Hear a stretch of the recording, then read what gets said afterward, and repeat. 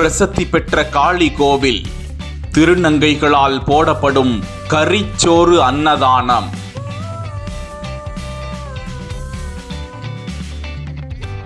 பிரசித்தி பெற்ற காளி கோவிலில் திருநங்கைகள் அன்னதானம் செய்வது எதற்கு?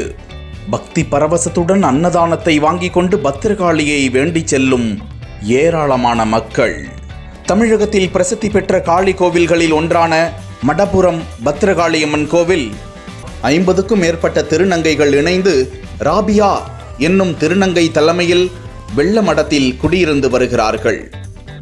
மும்பை, பெங்களூரு உள்ளிட்ட பல்வேறு பகுதிகளிலும் கரகாட்டம் ஆடியும் கடைகளில் வியாபாரம் பெருக ஆசீர்வாதம் செய்தும் பிழைப்பு நடத்தி வரும் இவர்கள் சமீப காலமாக வெள்ள மடத்திலேயே குடியிருந்து வருகிறார்கள்.